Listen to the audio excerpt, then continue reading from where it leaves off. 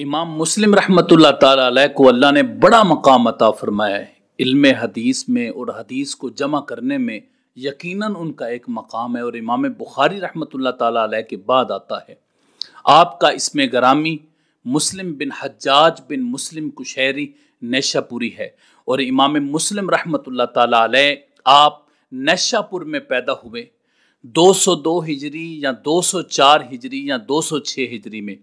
امام ابن حجر عسقلانی اور ابن کثیر ان کے ہاں امام مسلم رحمۃ اللہ تعالی علیہ 204 ہجری کو پیدا ہوئے، اور آپ کے یعنی امام مسلم رحمۃ اللہ تعالی علیہ کے جو والد گرامی تھے حجاج بن مسلم، وہ نیشہ پور کے مشائخ میں سے تھے، اور یہ یقیناً امام مسلم رحمۃ اللہ تعالی علیہ کے لیے ایک بہت بڑی اعزاز کی بات ہے کہ ان کی تعلیم و تربیت ایسے گھرانے میں ہوئی کہ جن کا شمار مشائخ میں سے ہوتا ہے۔ امام مسلم رحمۃ اللہ تعالی علیہ آپ 14 سال کی عمر میں آپ نے حدیث کا سماع شروع کیا اور احادیث کو زبانی یاد کرنا شروع کر دیا۔ یقیناً بچپنے کی اتنی عمر میں احادیث مبارکہ کے ساتھ شغف انسان کے لیے کامیابی کا ذریعہ ہوتا ہے۔ امام مسلم رحمۃ اللہ تعالی علیہ نے حدیث کا علم حاصل کرنے کے لیے اور احادیث مبارکہ کی جمع و تدوین کے لیے آپ نے جو سفر فرمائے ہیں، ان میں حجاز مقدس ہے، مکہ و مدینہ المنورہ ہے، اور اس کے علاوہ عراق ہے، مصر ہے، شام ہے، بغداد ہے۔ ان ممالک میں آپ تشریف لے گئے اور وہاں جا کر آپ نے علوم حدیث حاصل کیے۔ امام مسلم رحمۃ اللہ تعالی علیہ آپ کے اساتذہ میں بڑے بڑے نام شامل ہیں، جس طرح امام قانبی ہیں، امام احمد بن حنبل ہیں، شیبان بن فروخ ہیں، امام بخاری رحمۃ اللہ تعالی علیہ ہیں، اور ان کے علاوہ حضرت سعید بن منصور اور امام دارمی آپ کے اساتذہ میں آتے ہیں، اور آپ کے تلامذہ میں امام ترمذی ہیں، امام ابن خزیمہ ہیں، ابو عوانہ ہیں، اور آپ کے بڑے لاڈلے اور بڑے قریبی شاگرد ابو فضل احمد بن سلمہ ہیں، اور ان کے علاوہ امام ابو محمد رازی ہیں۔ یہ امام مسلم رحمۃ اللہ تعالی علیہ کے شاگرد اور تلامذہ میں ان کا شمار ہوتا ہے۔ امام مسلم رحمۃ اللہ تعالی علیہ آپ کا جو حدیث میں مقام تھا، جو اللہ تعالیٰ نے آپ کو مقام عطا کیا، اس کے بارے میں حضرت عبداللہ بن عبد البر فرماتے ہیں، آپ فرماتے ہیں اجمعوا علی جلالتہ و امامتہ و علو مرتبتہ، کہ تمام محدثین کرام نے امام مسلم رحمۃ اللہ تعالی علیہ کی بزرگی پر، آپ کی امامت پر اور آپ کے مرتبے کی بلندی پر سب نے اجماع کیا ہے، اور سب نے اتفاق کیا ہے کہ اللہ تعالیٰ نے آپ کو بہت بڑا مقام و مرتبہ عطا کیا ہے۔ اور جو امام ابو حاتم رازی اور ابو زرع رازی ہیں، جو بہت بڑے محدثین میں جن کا شمار ہوتا ہے، ان کا کہنا یہ ہے کہ امام مسلم رحمۃ اللہ تعالی علیہ معرفت حدیث میں ہمارے نزدیک مشائخ سے بھی بڑھ کر تھے، جو حدیث کو جاننے والے مشائخ تھے ان سے بھی بڑھ کر یہ حیثیت رکھتے تھے۔ امام مسلم رحمۃ اللہ تعالی علیہ اپنے ذاتی اعتبار سے ان کی جو ذات تھی، جو شخصیت تھی، وہ بھی بڑی باکمال شخصیت تھی۔ آپ اعلیٰ اخلاق کے مالک تھے، با ادب تھے، اسی لیے تو امام بخاری رحمۃ اللہ تعالی علیہ سے یہ عرض کیا تھا نا کہ اے سید المحدثین، آپ مجھے اجازت دیں کہ میں آپ کے پاؤں چوم لوں۔ اتنا زیادہ آپ اساتذہ کا ادب کیا کرتے تھے۔ اس کے علاوہ آپ سرخ سفید رنگ کے تھے، گورا رنگ تھا آپ کا، وجیح شخصیت کے مالک تھے، اور سر پر امامہ شریف سجا کے رکھتے تھے۔ یہ حضرت امام مسلم رحمۃ اللہ تعالی علیہ کی شخصیت تھی۔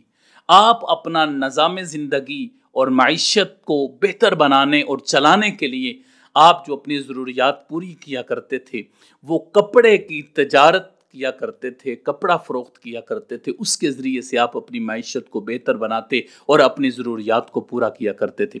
امام مسلم رحمۃ اللہ تعالی علیہ آپ کے بارے میں، آپ کا فقہی مذہب کیا ہے، اس بارے میں مختلف آراء ہیں۔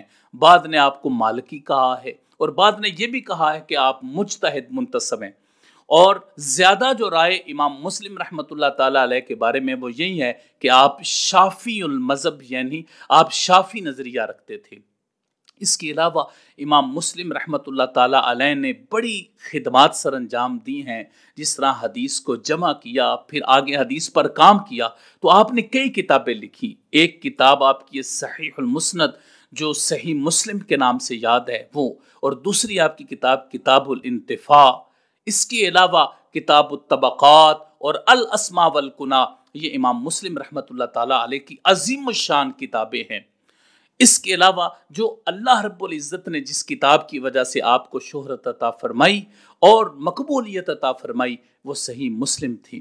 اور اس کے علاوہ امام مسلم رحمۃ اللہ تعالیٰ علیہ کی بہت زیادہ خدمات، تدریسی خدمات، تصریفی خدمات، تبلیغی خدمات ہیں۔ امام مسلم رحمۃ اللہ تعالیٰ علیہ نے دین اسلام کی خدمت میں ایک عظیم الشان کردار ادا کیا ہے۔ جب امام مسلم رحمۃ اللہ تعالیٰ علیہ حدیث میں مگن ہوتے تھے تو اس وقت پھر آپ کو اس بات کا احساس نہیں ہوتا تھا کہ آپ کے پاس کون بیٹھا ہوا ہے، کیا چیز ہے آپ کے پاس، کون سا بندہ ہے آپ کے پاس، یا کون سی چیز آپ کے پاس پڑی ہوئی ہے، اس کی طرف آپ کی کبھی توجہ نہیں ہوتی تھی۔ آپ حدیث کی طرف صرف توجہ کیا کرتے تھے۔ ایک دفعہ مجلس مذاکرہ تھی حدیث پاک کی، تو وہاں پر ایک حدیث کے بارے میں آپ سے پوچھا گیا تو آپ کو یاد نہ رہی کہ وہ حدیث کہاں ہے۔ آپ اسی وقت گھر تشریف لے کے گئے، آپ حدیث کو تلاش کرنے لگ پڑے۔ آپ کے گھر والوں نے آپ کے پاس کھجوروں کی ایک ٹوکری رکھی۔ جس وقت کھجوروں کی ٹوکری رکھی تو آپ ساتھ مطالعہ فرما رہے اور ساتھ پکڑ کر کھجوریں کھا رہے۔ آپ نے کثرت کے ساتھ کھجوریں کھا دی، یہاں تک کہ وہی کھجوروں کی زیادتی جو ہوئی تھی، جو زیادہ کھجوریں کھا لی تھی، اسی کی وجہ سے آپ کا وصال ہوا تھا۔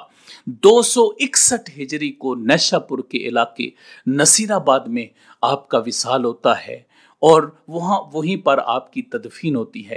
امام مسلم رحمۃ اللہ تعالیٰ علیہ نے یوں اس شاہانہ طریقے سے اپنی زندگی گزاری کہ ساری زندگی رسول اللہ صلی اللہ علیہ وسلم کی حدیث سے محبت کی، اور حضور علیہ الصلوۃ والسلام کی حدیث کو جمع کیا اور ان سے یقیناً پیار کیا۔ یہی وجہ ہے کہ اللہ رب العزت نے ان کو کامیاب فرمایا۔ امام ابو حاتم رازی رحمۃ اللہ تعالیٰ علیہ فرماتے ہیں کہ خواب میں نے امام مسلم رحمۃ اللہ تعالیٰ علیہ سے پوچھا کہ اللہ تعالیٰ نے آپ کے ساتھ کیا معاملہ کیا ہے؟ تو امام مسلم رحمۃ اللہ تعالیٰ علیہ فرماتے ہیں کہ اللہ تعالیٰ نے میرے لیے جنت کو مباح کر دیا ہے، یعنی اللہ رب العزت نے امام مسلم کو کامیاب بنا دیا۔ یہ امام مسلم رحمۃ اللہ تعالیٰ علیہ کی زندگی اور آپ کا مختصر سا تعارف تھا۔ اللہ رب العزت کی بارگاہ میں دعا ہے اللہ تعالیٰ ہمیں بھی ان کا فیض نصیب فرمائے، آمین یا رب العالمین۔ وصلی اللہ علی حبیبہ سیدنا محمد و آلہ وصحبہ وبارک وسلم۔